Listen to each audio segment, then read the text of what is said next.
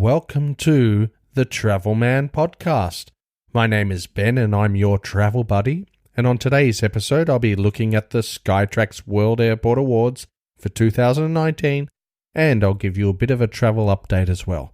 So sit back, drink your bourbon and cola, and let's find out who made the top 10.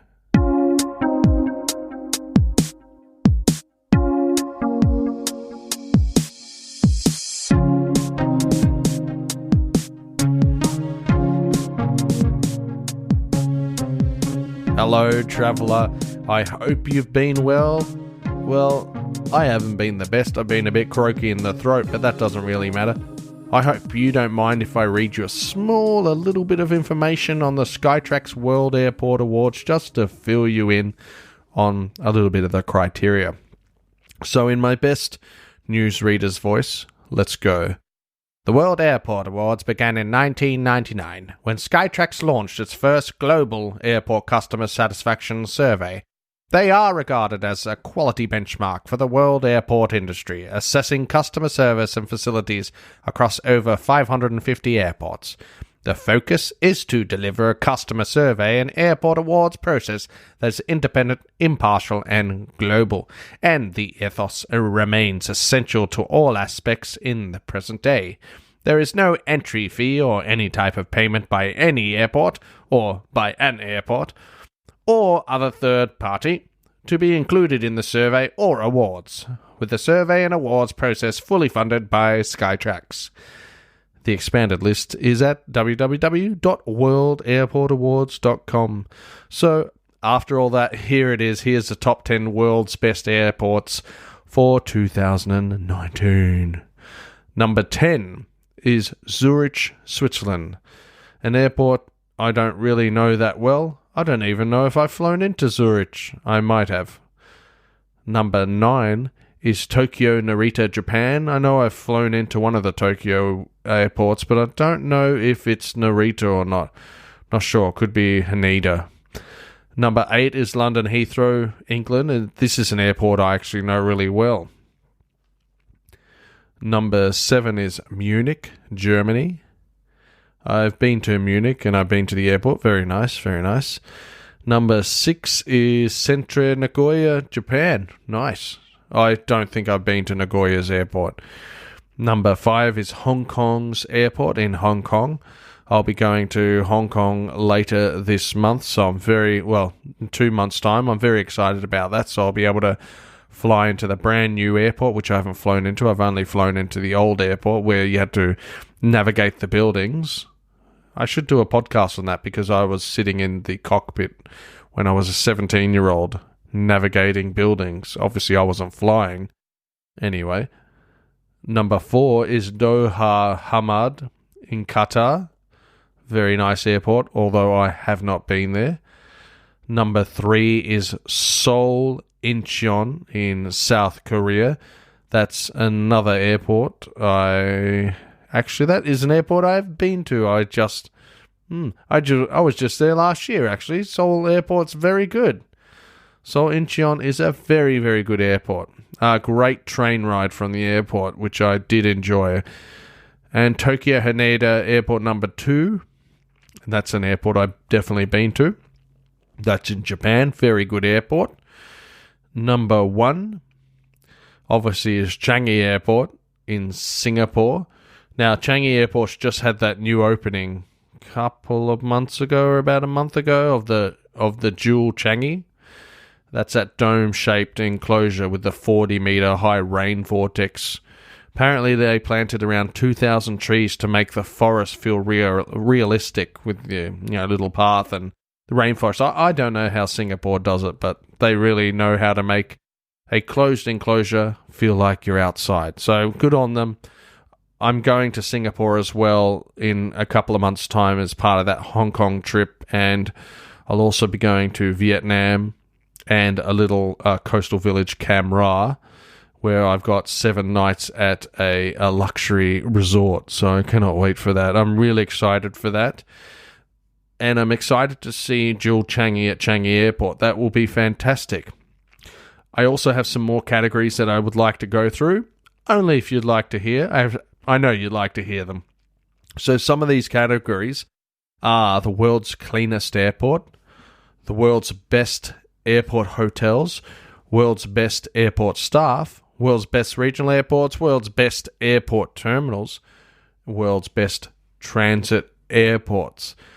So the top 5 world's cleanest airports in 2019 is number 5. I want you to guess.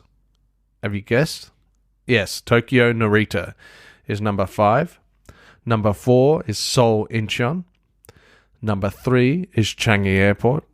Number 2 is Centrair Nagoya. And number 1 is Tokyo Haneda. So looks like Japan get 3 of their airports into the top 5 world's cleanest, whereas Singapore and South Korea have 1 each. Very good, very good. Top 5 world's best airport hotels for 2019 is number 5. It's an Australian airport. It's airport hotel. It's Pullman Brisbane Airport. So I haven't been to Pullman Brisbane, but I'm sure I'll try and make a flight over to Brisbane one day and see if I can stay there. That would be really cool. Number 4 is Hilton at Munich Airport. Haven't been there. Number 3 is the Sofitel in London Heathrow. Number 2 is another Pullman hotel, which is in Guangzhou Airport. Haven't been to Guangzhou, but my brother lived there for a while. I think he liked it. And number 1 is Crown Plaza Changi Airport, which I haven't been. Because I haven't been to many airport hotels. I've been to one at Melbourne Tullamarine Airport. I've been to the Park Royal. Great hotel. Great hotel. I remember staying there the night of my wedding day. My wife, Mandy, who you've heard on the podcast, Mandy and I, we went straight to the hotel in Melbourne, 2005, before we were to fly out to New York the day after. So it was cool. Really enjoyed that. So here's another list. We got the top 5 world's best airport staff for 2019. And we will start with number 5. Changi Airport. Changi Airport's number 5. Number 4 is Centrair Nagoya. Number 3 is Tokyo Haneda. Remember, this is for the top 5 world's best airport staff. Number 2 is Seoul Incheon. Number 1 is Tokyo Narita. So those Japanese and Asian airports are really the leaders in a lot of these hospitalities and top 5s and so forth. Wow, they're really doing really well. Now, the top 5 world's best regional airports. This is a little bit different. So at number 5, we've got Durban Airport in South Africa. We've got number 4, we've got Hamburg Airport, Germany. Number 3 is London City, England. Okay, wouldn't have known that. Number 2 is Cologne or Bonn in Germany. And number 1 is Centrair Nagoya, Japan. So that's another Japanese number 1 spot. The Japanese really do a great job when it comes to making sure they fill out every criteria and become number 1 at everything. So, no, they're good. I like Japanese. So, top 5 world's best airport terminals. Number 5 is T3 at Dubai Airport. Number 4 is T2 at London Heathrow. Number 3 is T2 at Munich Airport. A couple of those I've been to. I've been to Dubai, London, Munich. Actually, I've been to all of them. So number 2 is T3 at Changi Airport, which I've been to. And number 1 is T5 at London Heathrow, which I think is new from memory. So I don't think I've been to T5. And the top 5 world's best transit airports for 2019 is number 5 is Doha, Hamad. Number 4 is Tokyo Haneda, Japan. Number 3 is Hong Kong Airport, Hong Kong. Number 2 is Changi Airport in Singapore. And guess what? It's another Japanese airport. Number 1 is Seoul Incheon. Wow, Japan's done really well on this list. That is really interesting. I'd like to know what they were in, I think, 1998. 2018 or 2017 was when I did the last Skytrax World Airport Awards, but I did a lot of background information on the airports that finished from 10 to 1. So this time I didn't want to do that. I wanted to just round out the top 10 and give you a few other lists. But now I'm going to talk about a few travel things that I've done. I have just returned from Bali on Jetstar, which was a fantastic flight there and back. Going there was I think it was a 5:15 flight that got us into Bali at 9:30, so that was pretty good. I much prefer that flight than the flight that we had coming home, which was 11:15 p.m., returning home at 6:15, say, in the morning. It was way too early. I mean, it was way too late, and I didn't sleep, and neither did Mandy. I don't know about anyone else that was on the flight, because my brothers both took the same flight, so I don't know how they slept. But really, taking an 11:15 flight that gets you home at around 6 a.m. is really dreadful, because then all you want to do is go to sleep as soon as you get home, when you know it's a bad idea. Because sleeping when you haven't slept on a plane, knowing that you've got to go to work the following day, is quite a bad idea. So I spent a week with my brothers. That's Matthew and Patrick, great guys, fantastic boys, and their better halves, and as well as Mandy, my wife. As I mentioned, she enjoyed Bali with me. We stayed at Seminyak at the Courtyard by Marriott. So Courtyard by Marriott is a fantastic hotel. I did a lot of Instagram posts of the Courtyard by Marriott.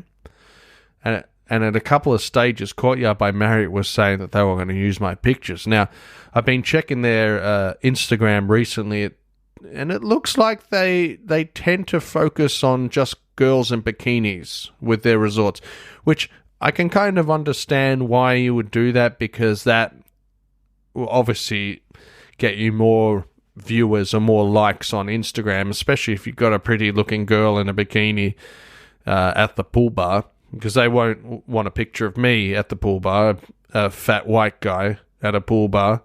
But their pool bar was pretty swish. I really loved it. I love drinking at the pool bar, and they had a great amount of little snacks and pool bar treats that you can eat, and they really didn't mind if I drank my bintang in the pool even, so I could move away from the pool bar, swim around a bit. They would supply some beer holders or whatever you call them, and it was really good. There was a stage there, though, in Bali. I was eating way too much and drinking too much, and I started getting a very, very, very sore stomach, which wasn't great. I think I did get the dreaded Bali belly, which does happen when you spend a certain amount of time in Asia. I know this YouTuber I really like called Mark Wines. He tends to travel in every country, be it first world or third world, however you want to call the third world, the developing world. But he tends to not get sick, or he doesn't talk about it in any of his blogs or vlogs. So I'm really amazed how he can eat the way he eats and the amount he eats, just like Mickey Chen from Simply Dumplings or something like that. I forgot the name of his YouTube channel, but those guys just eat so much. I can't believe, and they don't put on weight, but they probably do exercise, unlike me. So at the pool, we swam a whole heap. Matt, Pat, and I, we did a lot of swimming. The girls did a bit of swimming. Mandy did the most swimming out of all the girls, because the other girls, Zoe and Kylie, were studying at the time. So they're both at university, so brought all their study stuff over, which is cool. That's fine. I think next time we go overseas, we'll probably make sure that they're not studying or anything like that. Also, I tried to read a few chapters of Bill Bryson's Neither Here Nor There, a great travel book about him going around Europe. And didn't get far. Probably read maybe a few chapters, a few pages. It's too hard to read when I'm overseas and I'm distracted with my brothers wanting to go in the pool. I mean, as soon as I go in the pool, one brother will say, come in, and then the other brother's, getting dry or reading or looking at his phone, and then he'll want to go in. So it's really, really hard to just to not be swimming like 24/7. We went to a great Balinese restaurant. We went to Bumbu Bali. It's an authentic Balinese restaurant run by a Swiss man, I think, or a man with Swiss background. Very nice food. We met his son, who is, I think he's half Indonesian, half Swiss, but he's a very handsome man, and yes, great food at Bumbu Bali. So if you want to go to Bumbu Bali, there's a Bumbu Bali 1 and Bumbu Bali 2, and they all serve Balinese tucker, and it's quite affordable and very tasty, and a lot better than a lot of the other warrens around. You know what a warren is? It's a restaurant in Indonesian or Balinese. They're called a warren. Also, Mandy and I caught up with our friends Stan and Daisy and their 2 kids, Ethan and Xander. They were all staying in Sanur. Sounds French the way I said it then. But we had a great night with them and a great day. We swam with them. I went down a water slide and got stuck halfway down the water slide and was freaking out. Really, I was, because I thought a kid was going to hit me in the back, and at the moment my back's not great, but it's better now. But I could imagine myself just trapping all these children, and all these children start to pile up on my back, and then they start to overflow, and then children overflow the water slide, and then I'm liable for all these children overflowing a water slide because I'm too fat at the moment, way too fat. I have to lose some weight, but this isn't my other podcast, which is I'm inspired now, because I'd be saying now that I really am inspired to lose some weight, because being a fat guy or being overweight is not a great thing at all. But where was I? That's right, about getting stuck halfway down a water slide. I drank some cocktails on a beach, which was really nice, with Stan and Daisy and Mandy. And the Sanur beach has this really excellent walkway that meanders through or past some hotels or resorts with beautiful pool bars and pools to boot. But we had this great view of Mount Agung, that erupting volcano, that constant erupting volcano. So that was very, very nice. Mount Agung, I love you. I also enjoyed navigating an empty pram on an uneven Balinese concrete footpath. That was on the way back from this really nice place. We went out for dinner with Stan and Daisy. We spent the whole day with them. We played some board games. We played Werewolf. So One Night Ultimate Werewolf, which is really fun. Us 4, we always have a heap of fun together, and I really love them a lot. And they're some of my best friends. And it was great to spend time with Ethan and Xander on that little break, and I really wish we had more time to spend with them overseas. They're great. They're a great couple, great people. We also caught up with a lovely newly engaged couple, Chad and Mona. Mona being that lovely Indonesian girl that I had on my podcast about 4 or 5 podcasts ago. And she met us in Bali, which was cute. We went to Potato Head Beach Club. So we planned to meet Chad and Mona there, which was cool. Chad arrived and he was sweating like anything. He arrived on his scooter, and he was a very wet man. But Mona arrived shortly afterwards, and then we all had cocktails at the beach club and watched the sun go down. I took some great sunset pictures, which I have put up on my Instagram page. So if you're not following me on Instagram, then what are you doing? It's Travelman Podcast. You'll be able to see all my pictures. All right. So look at my Instagram. You will like it. In relation to Potato Head Beach Club and the cocktails. Now, they're pretty similar to Melbourne prices, but look, in Melbourne you don't have a beach club and you don't have a pool that you can swim in. There is a lot of skin everywhere, so be prepared to see a lot of skin. So if you're into that type of stuff, people walking around, very good-looking people walking around half naked, then you will probably like this beach club. The Indonesian restaurant Kaum Bali, Kaum Bali, upstairs was brilliant. We chose to go there for dinner. It was very, very tasty. I forgot what I ate. I'm so sorry. I really should start to memorize what I eat at places. All I know is that what I had was very tasty. I can tell you one thing I had. It was the Barong zombie cocktail because I remembered it because it was so strange. Now I gotta read you what the ingredients that make up the cocktail is. So it's Nusa Kana rum, Myers dark rum, pineapple infused arak. Arak is that I think it's like a alcoholic drink that you can get in Bali, which if it's not made correctly can kill you. Orange curacao, I can't say that word, curacao, cherry liquor, a splash of absinthe, pink grapefruit, sugarcane and pineapple juices. And what else do they say? Passion fruit syrup and a bit of bitters. They say it's shaken and served in a teakai bowl. The teakai bowl was wonderfully carved and it had like a picture of a face on it. It was really cool. Really, really, really cool. And the drink was really, really delicious. So I also have some interesting guests coming up on the podcast, which I'm excited about. And yes, that is the end of the Bali information. Bali was fantastic. Bali was great. The beach club was very nice also. Oh, that's right.